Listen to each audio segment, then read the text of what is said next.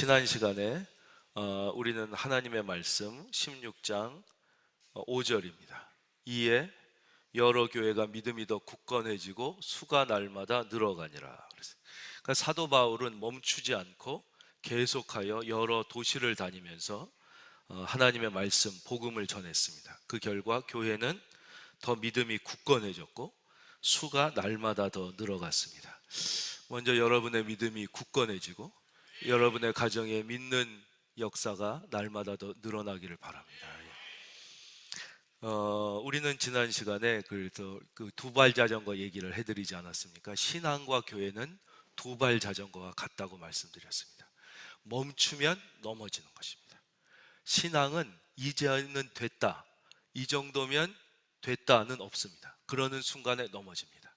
신앙은 끊임없이 전진할 때만 넘어지지 않을 수 있고, 교회도 마찬가지죠. 그래서 끊임없이 다니면서 복음을 전했고 결국 여러 교회가 믿음이 더 굳건해지고 수가 늘어나게 된 것입니다. 그래서 기독교의 특징은 무엇이냐? 다른 모든 종교와 기독교가 아주 다른 것 중에 하나가, 기독교는 결코 무덤을 만들지 않습니다. 다른 모든 종교는 무덤을 크게 만듭니다. 다 죽음의 종교이기 때문입니다. 특히 이집트, 피라미드 어마어마하게 합니다. 왕릉을 크게 만듭니다. 그러나 예수님은 무덤이 없습니다. 베드로의 무덤도 보이지 않습니다. 그런 사람의 무덤, 우리는 죽음을 이야기하는 게 아니라 끊임없이 기독교는 살아서 움직이고 전진하며 포용하고, 기독교의 능력은 이 포용에 있습니다. 계속해서 움직이며 포용하고, 그렇게 함으로써 하나님의 생명을 생산해내는 것이죠. 우리 교회가 이번 하계 아울리치를 통하여서도 이렇게 움직이고 포용하며 하나님의 생명을 생산할 수 있도록 여러분 함께 기도해 주시기를 바랍니다. 그런데 이렇게 움직이며 열심히 하나님의 복음을 전하는 이들에게 문제가 생겼습니다. 그 문제가 6절입니다. 바로 성령님이 아시아에서 말씀을 전하지 못하게 하셨다는 것입니다. 우리는 여기서 반드시 이 닫힌 문을 보는 눈이 있어야 됩니다. 이건 개인의 인생도 그렇고 어느 민족의 역사도 그렇고 세계의 사회 흐름을 봐도 반드시 인생에는 닫힌 문이 있고 또 열린 문이 있습니다. 한 국가를 볼 때도 그 국가에 닫힌 문이 있고 열린 문이 있습니다. 세계 사회 흐름을 봐도 하나님이 닫으시는 문이 있고 여시는 문이 있습니다. 그러니까 이 개인도 그렇고 민족도 그렇고 하나님의 여시는 문을 깨닫고 발견하고 그쪽으로 가면 개인이든 가정이든 민족이든 그 길이 열리는데, 이 닫힌 문은 아무리 해도 안 되는 것입니다.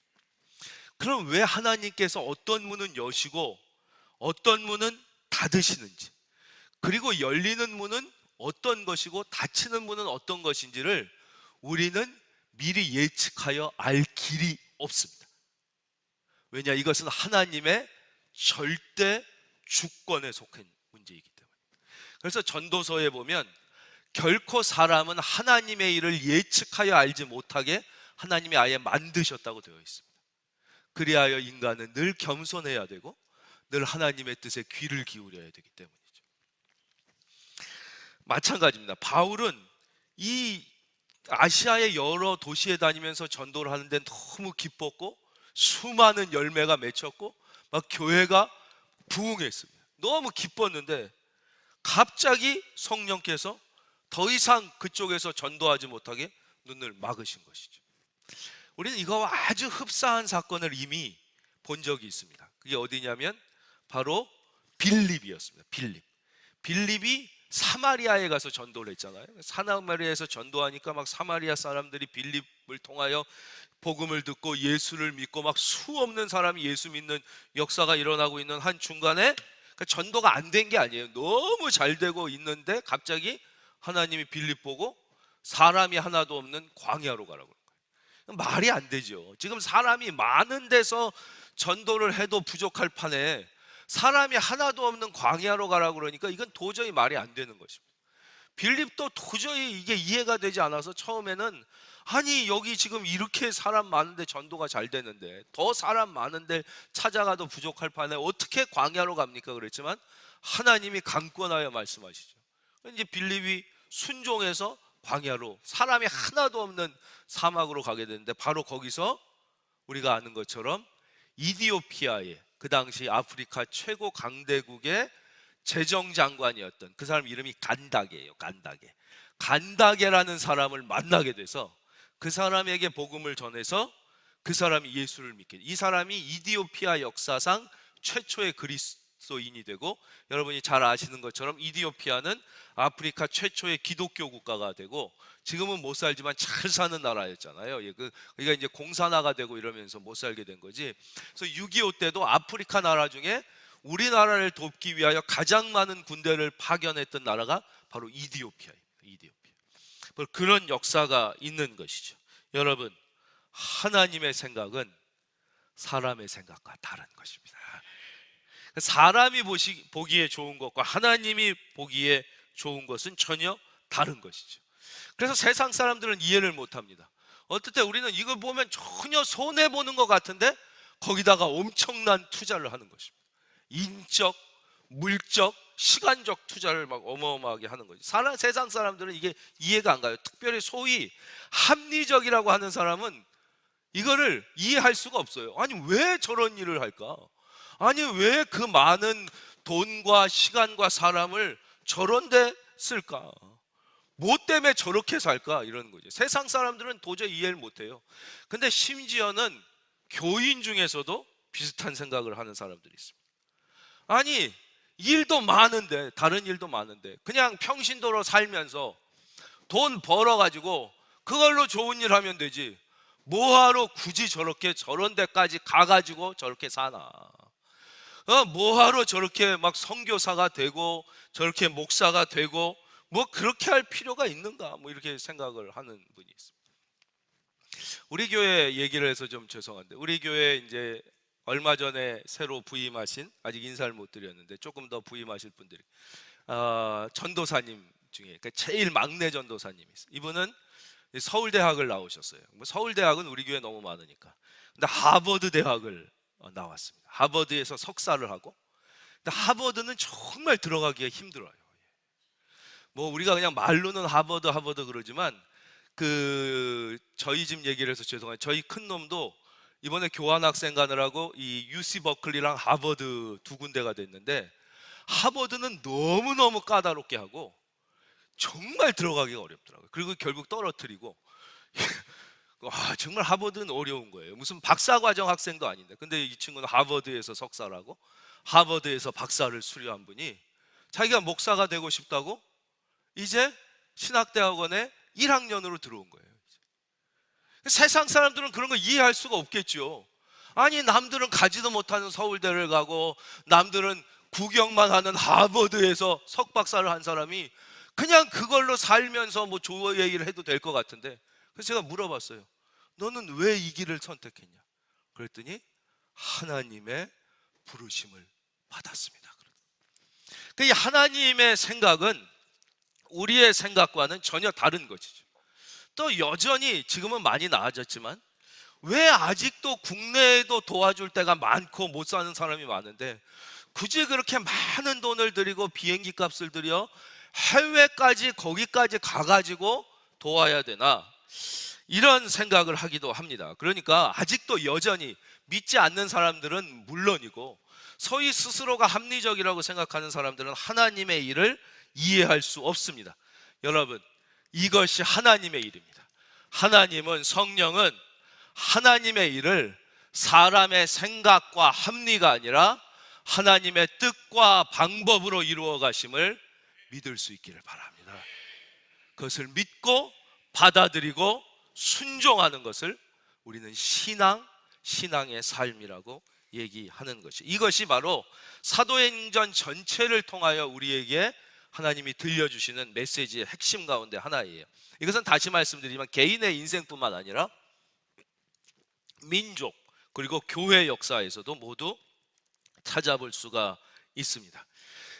닉 부이치치라는 분을 제가 한참 전에 말씀드린 적이 있어요. 이분은 이 아버지가 목사님이에요. 예, 목사님 가정에서 태어났는데 아시겠지만 저희 교회가 가능하면 이분을 좀 초청하고 지금 싶어. 이분이 원래 호주 분인데 이 팔 다리가 다 없이 태어났습니다. 이렇게 얼굴하고 몸뚱이만 있게 태어났어요. 뭐 많은 분이 아시겠지만 한번 혹시 사진이 준비돼서 요 한 장인가요?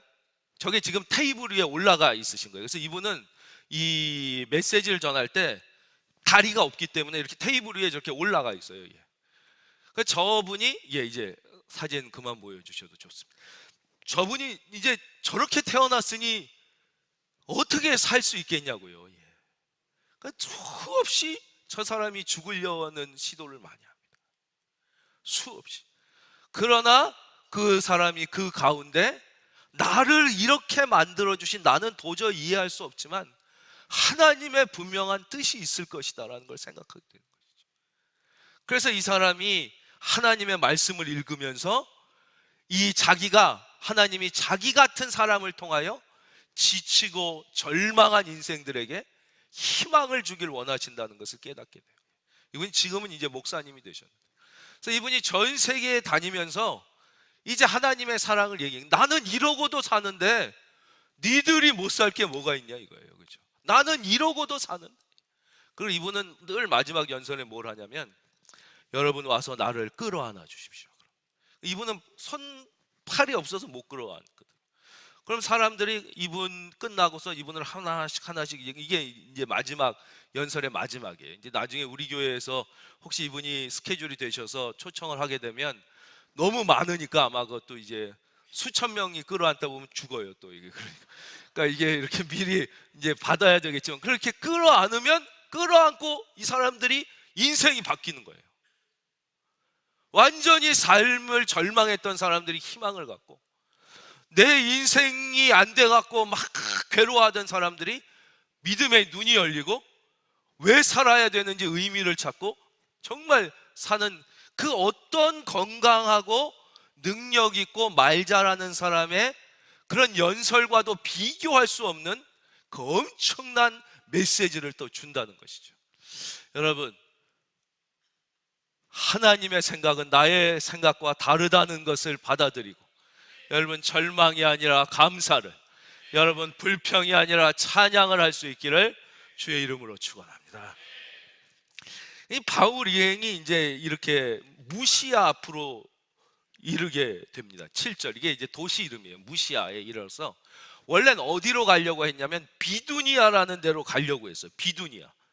비두니아라는 곳에 가서 이제 복음을 전해야겠다. 그런데 문제는 예수의 영이 허락하지 아니하시는 거예요. 예수의 영이 허락하지 아니하시냐. 그래서 여기서 우리가 먼저 다시 복습하고 넘어가는 게 있어요. 그게 뭐냐? 성령은 누구신가 하는 거예요. 성령. 우리가 성령 받으라, 성령 받으라, 예수 내게 말씀하셔서. 그래서 자칫하면 무슨 성령님이 무슨 농구조원처럼 이렇게 주고받고 이런 게 아니란 말이에요. 성령은 누구냐? 여기도 나오죠. 6절, 성령이 아시아에서 말씀을 전하지 못하게 하시거늘. 그리고 7절, 예수의 영이 허락하지 아니하시는지라 그랬어요. 그러니까 성령은 다시 말씀드리지만 바로 예수의 영, 하나님의 영이 성령이에요. 한번 따라하겠습니다. 성령님은 예수님의 영이다. 그렇죠. 그래서 다시 기억하시려면은 하나님이 육체를 입고 인간의 모습으로 오신 하나님을 우리는 예수님이라고 그러는 거예요. 그렇죠. 육체를 입고 오신 하나님이 예수님이고, 그래서 예수님만이 모든 인류의 구원자가 될 수 있어요. 왜냐? 인간은 결코 인간을 구원할 수 없어요. 엄마가 아무리 자식을 사랑해도 엄마는 자식을 구원할 수 없어요. 그러니까 인간은 그 누구도 인간을 구원할 수 없어요. 인간을 구원하실 수 있는 분은 오직 하나님뿐이 안 계셔요. 그런데 모든 위대한 종교의 창시자는 다 인간이고 예수님만이 하나님이시기 때문에 할렐루야. 예.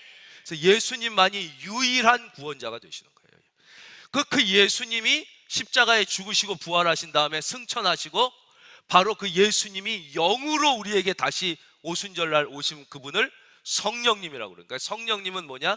따라하겠습니다. 영으로 오신 예수님, 그분이 성령님이에요. 그래서 하나님과 예수님과 성령님을 삼위일체라고 그러는 거예요. 삼위일체. 이건 우리가 잘 아시지만 너무 중요하기 때문에 한번 복습한 것이죠.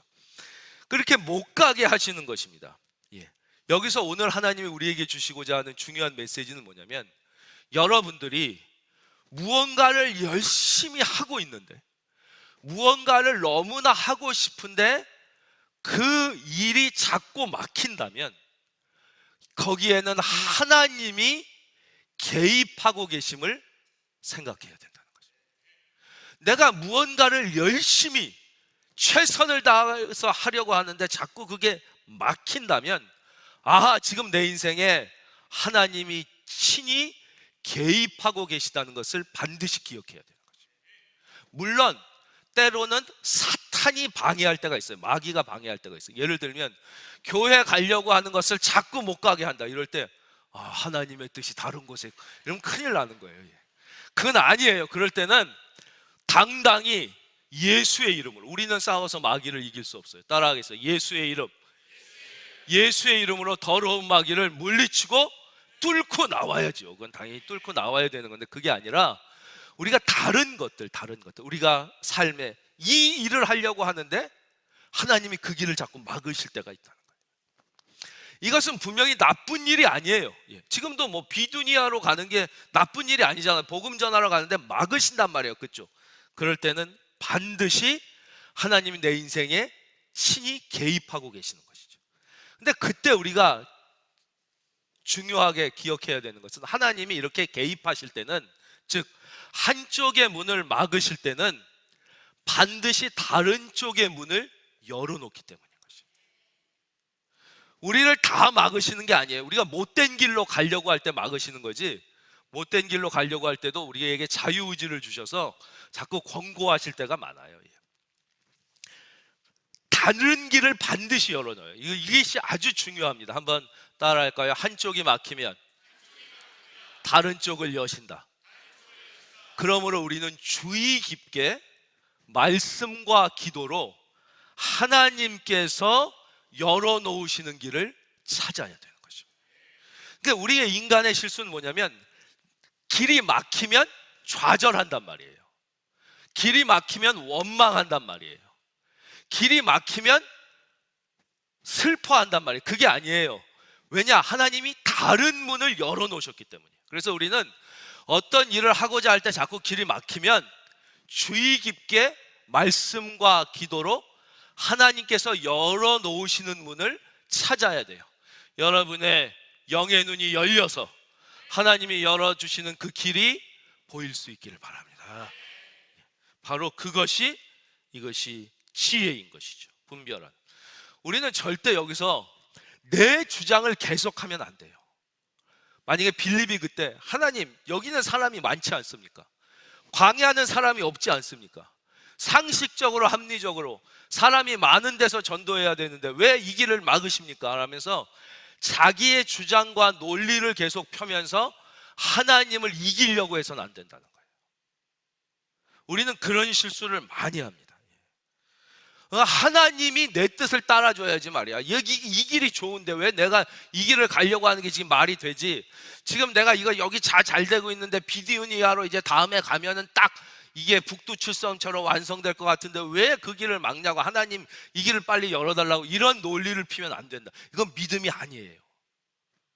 이것은 우리는 절대 그런 짓을 하면 안 되고, 하나님께서 막으시면 순종하여 여시는 길로 가는 것, 그것을 신앙이라고 하는 거예요. 하나님이 막으시면.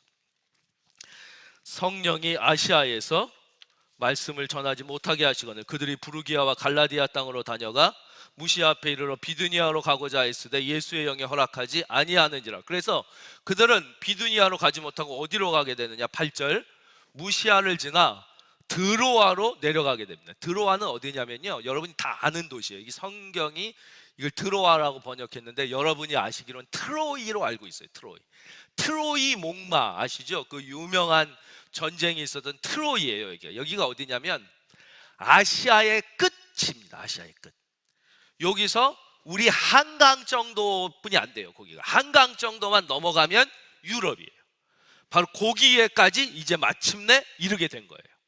거기가 들어와요. 트로이. 이제 여기서 그랬는데 거기서 밤에 환상이 보입니다. 바로 우리가 이 앞에 써놓은 이번 우리 하계 봉사의 주제가 되는 말씀과 똑같은 말씀인데요. 자, 9절 말씀을 우리가 다 함께 읽도록 하겠습니다. 시작.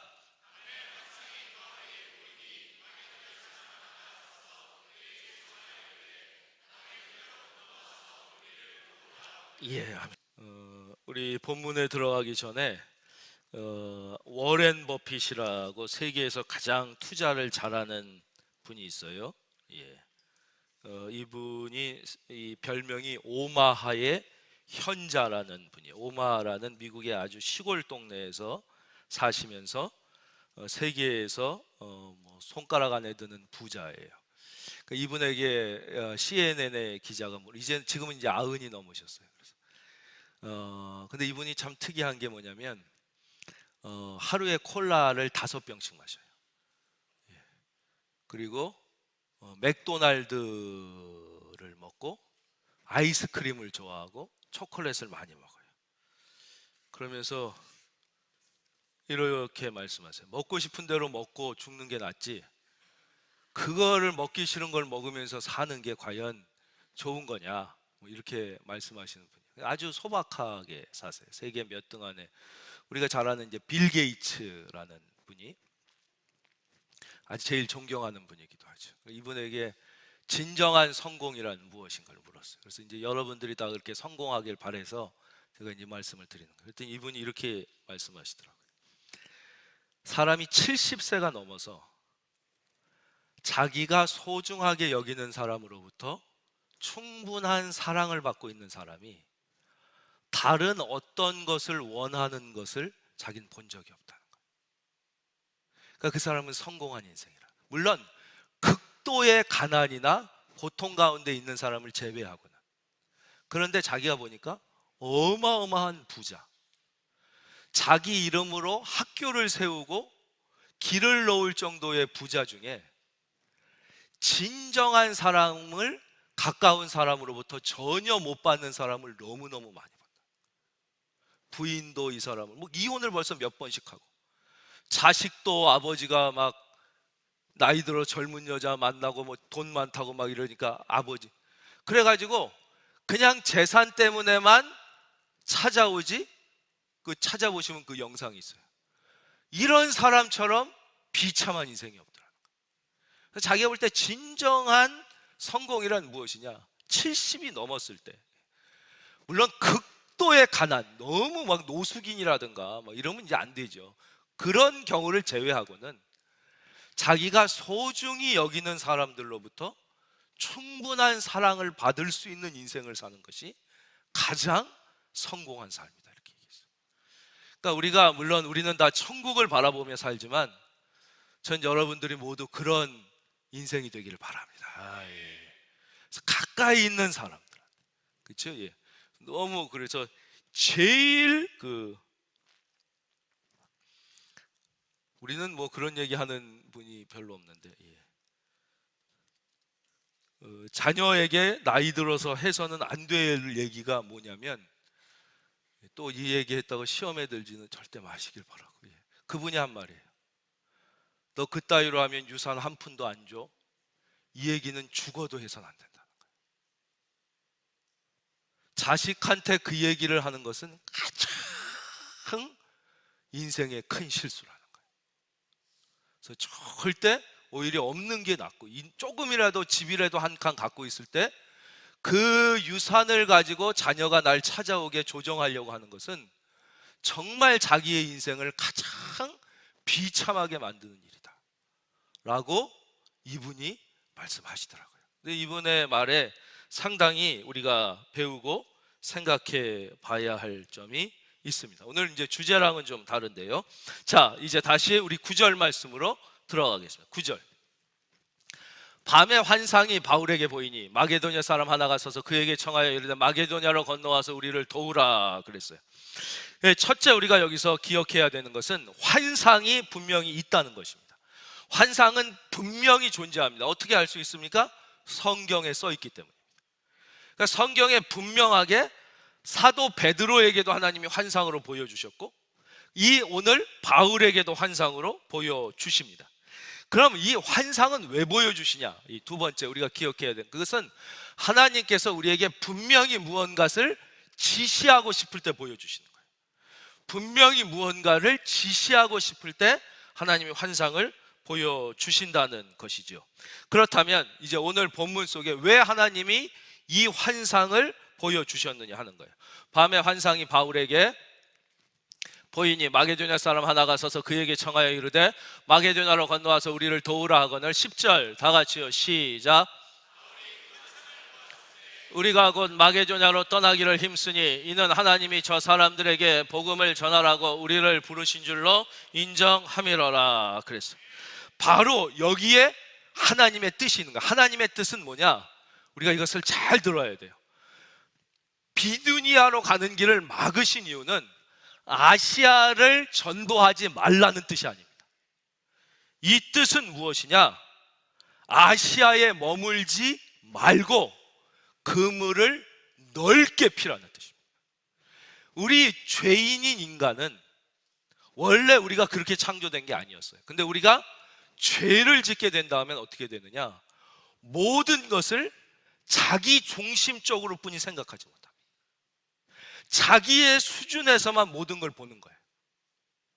그래서 자기 수준으로 판단하고 자기 수준으로 생각할 뿐만 아니라 자기 자신, 조금 넓으면 자기 가족, 조금 더 넓으면 자기 교회까지만 보는 거예요. 그래가지고 나만 잘 되면 된다, 혹은 우리 식구만 잘 되면 된다, 혹은 우리 교회만 잘 되면 되지 무슨 다른 교회까지 신경 써야 되나? 이렇게 생각하기가 쉽다는 거예요. 하나님의 뜻은 절대 그렇지 않아요. 우리 교회만 잘 되면 되는 게 아니라 한국 교회가 다 잘 돼야 되고 세계 교회가 다 잘 돼야 되는 것이에요. 왜 그렇습니까?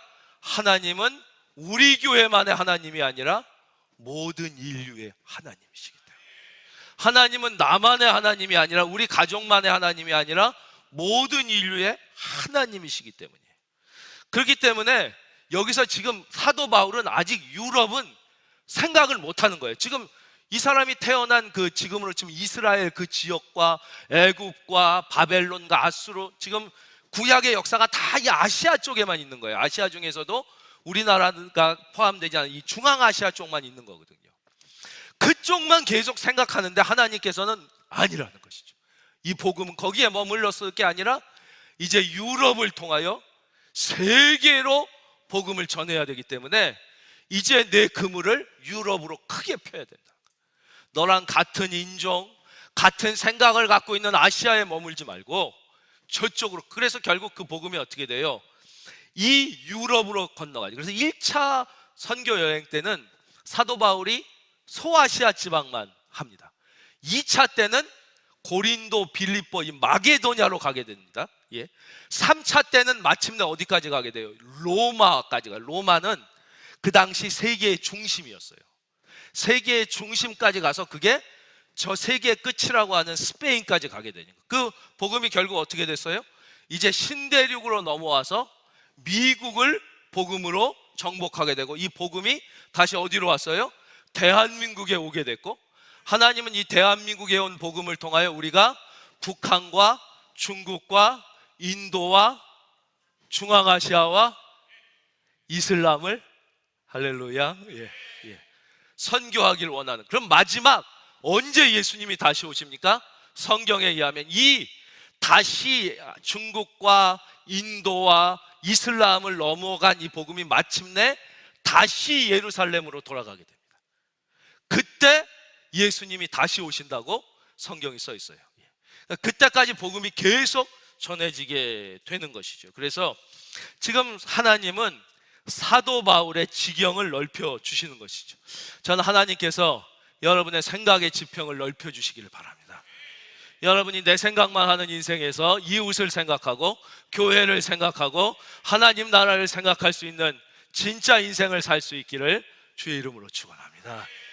바로 그것이죠. 그래서 이 트로이 여기서 이제 아시아의 끝에서 이제 유럽의 처음인 이제 마게도냐로 가게 됩니다. 이건 이제 우리가 어떻게 또 알 수 있냐면 사도행전 8장에서 하나님이 해주시잖아요. 8장에 보면 예루살렘의 교회가 엄청나게 성장하고 막 은혜가 충만해져요.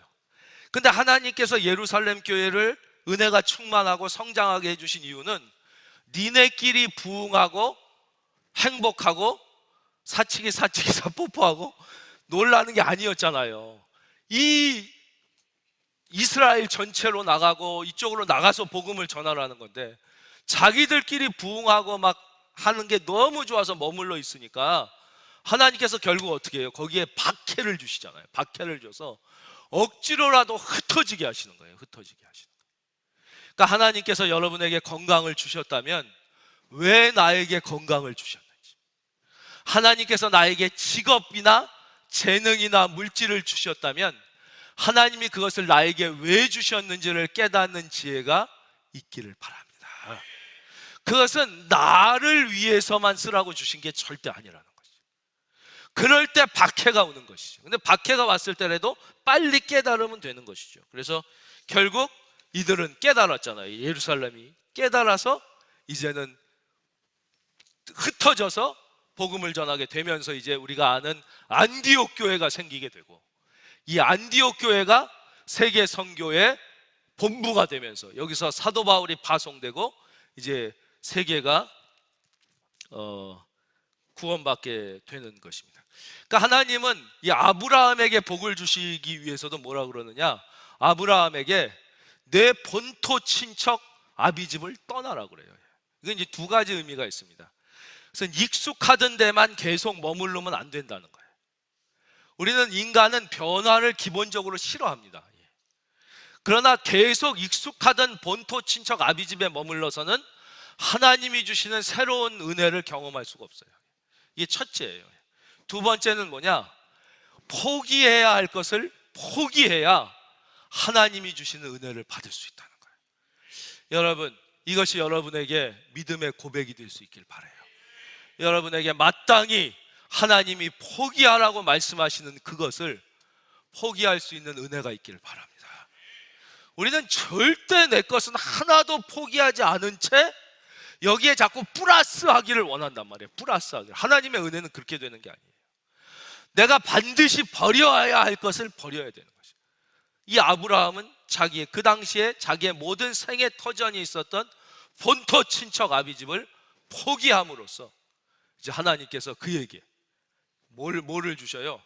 그 다음에도 아브라함에게 또 포기하잖아요. 이게 온 다음에는 막 잘 돼서 우리로 치면 사업이 번창한 거예요.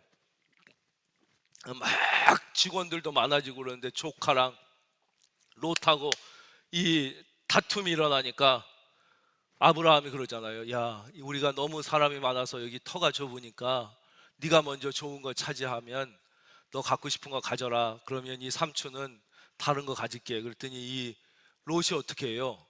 제일 좋은 땅은 지가 다 갔잖아요. 그게 바로 소돔과 고모라예요. 그러니까 아브라함이 보니까 기가 막혀.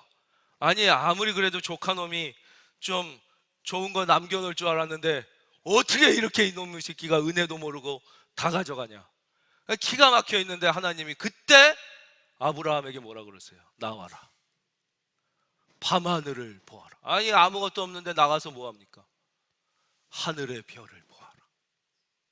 너의 자손을 저 하늘의 별과 같이 만들어 주리라. 그 다음에 또 뭐예요?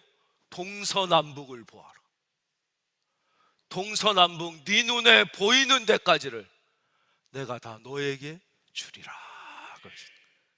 바로 그때 자기의 것을 포기하고 순종했을 때 역사가 일어나게 되는 것입니다.